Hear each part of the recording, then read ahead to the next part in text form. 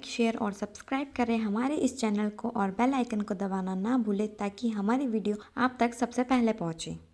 Hello student, आज का जो हमारा टॉपिक है हम पढ़ने जा रहे हैं acid and base concept. Acid और बेस के कॉन्सेप्ट को हम समझ सकते हैं।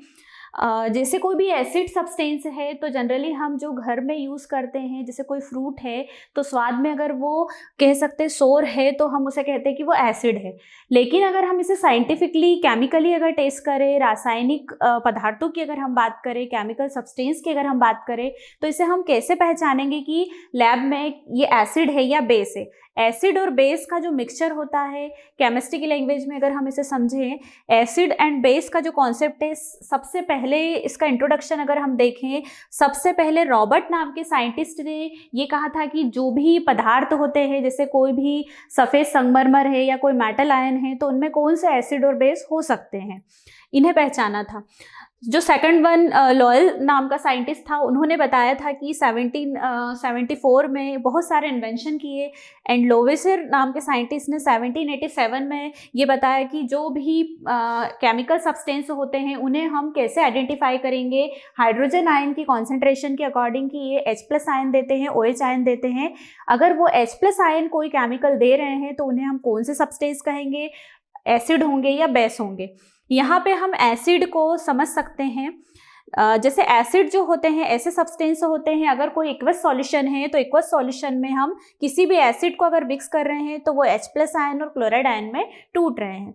इसकी जो डेफिनेशन है, N acid is a substance that release H+ ion in an aqueous solution. That means जो एक्वस सॉल्यूशन है वो वाटर का होगा जिसमें H+ आयन आसानी से रिमूव होंगे। यहाँ पे हम देखते हैं कि जो HCl है और H2O की अगर हम बात करें, अगर HCl कॉन्सेंट्रेट है, एसिड के फॉर्म में है और H2O है, लेकिन हमें ये नहीं पता है कि ये एसिड है। जब हम HCl को H2O में डिसॉल्व करते हैं एक्वस सॉल्यूशन में, तो H+ आयन और क्लोराइड आयन यहाँ पर अलग हो जाते हैं। ये जो डिसोसिएशन हो रहा है H+ आयन और Cl आयन का एक्वस सॉल्यूशन में, इसके थ्रू हम बताते हैं कि जो H+ आयन दे रहे हैं एक्वस सॉल्यूशन में, इन्हें हम एसिड कहेंगे। इसके बहुत सारे एग्जांपल्स हम समझेंगे। ये इंट्रोडक्शन है एसिड का, तो यहाँ पे हम सब्सटेंस को समझ रहे हैं। अगर हम बात करें, इसे प्रैक्टिकली प्रूफ करें, तो प्रैक्टिकली हम देखेंगे कि अगर कोई भी HCl है, अगर ये ब्लू लिटमस से रेड लिटमस में कन्वर्ट होता है, दैट मीन्स जो भी एसिड है अगर वो रेड कलर से ब्लू कलर से रेड कलर में कन्वर्ट हो रहा है, दैट मीन्स वो एसिड है। अगर हम टेस्ट की बात करें तो टेस्ट में ये सोर होंगे, दैट मीन्स ये खट्टे पदार्थ होंगे। अगर हम एसिड के कलर, अगर हम मेटल की बात करें तो बहुत सारे मेटल्स ऐसे हैं जो कार्बोनिक एसिड के फॉर्म में होते हैं।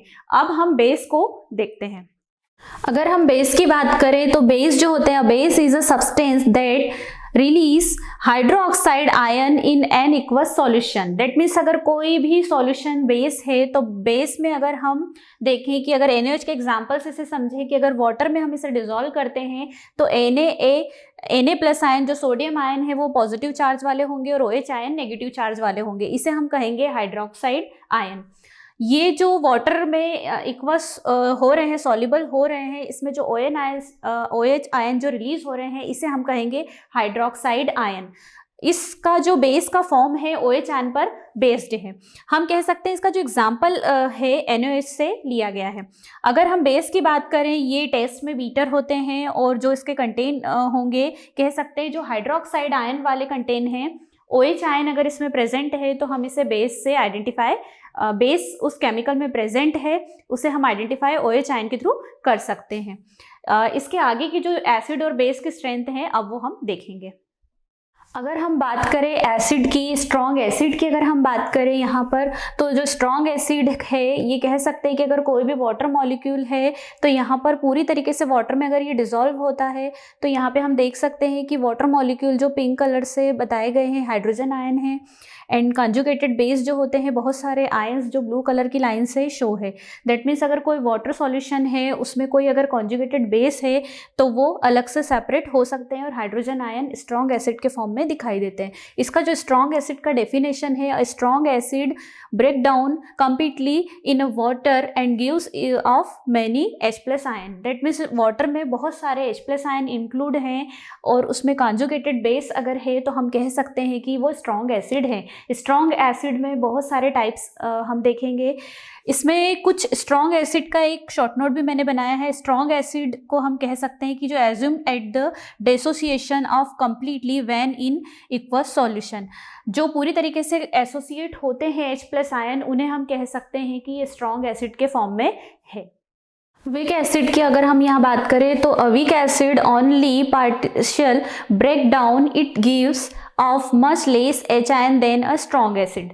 कह सकते हैं कि जो स्ट्रॉन्ग एसिड में जो कॉन्जुगेशन बेस होते हैं उसमें ये आसानी से डिसोसिएट हुए थे, लेकिन अगर हम वीक एसिड की बात करें तो यहाँ पे जो रेड कलर से जो दिखाई दे रहे हैं आयंस, इन्हें हम कहेंगे हाइड्रोजन आयन, और जो अनडिसोसिएट जो मॉलिक्यूल्स हैं ये ब्लू कलर से दिखाई दे रहे हैं। दैट मीन्स यहाँ पे जो मॉलिक्यूल है कॉन्जुगेटेड बेस कवर कर रहा है H+ आयन को, तो इसे हम कहेंगे वीक एसिड। वीक एसिड में जितने भी केमिकल्स हैं उसमें हम इसे इस टाइप से समझ सकते हैं कि जो भी अनडिसोसिएट जो मॉलिक्यूल है ये कॉन्जुगेटेड बेस के फॉर्म में होते हैं और H+ आयन इसमें लेस फॉर्म में दिखाई देता है। अगर हाइड्रोजन आयन लेस रहेंगे तो इन्हें हम कह सकते हैं कि ये वीक एसिड होगा।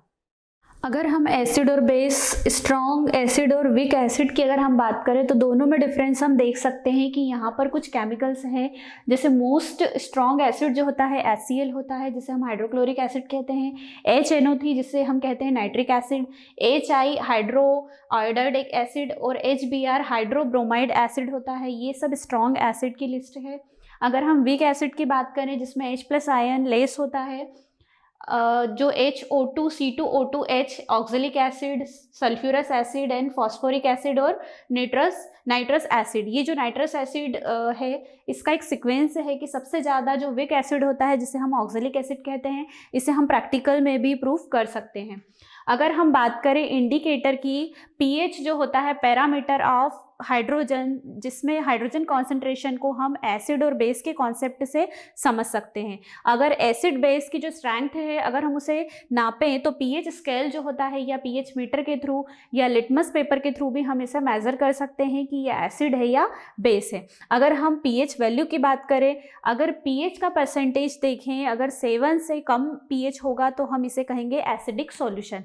अगर pH 7 होगा तो हम इसे कहेंगे, जो इंडिकेटर है इसे कहेंगे हम न्यूट्रल सॉल्यूशन। दैट मीन्स वो एसिड भी ना होगा और ना ही बेस होगा। अगर pH की वैल्यू 7 से ज़्यादा आती है, ग्रेटर देन होती है, तो हम इसे कहते हैं indicate base solution. That means जो सॉल्यूशन है केमिकल है वो बेस है।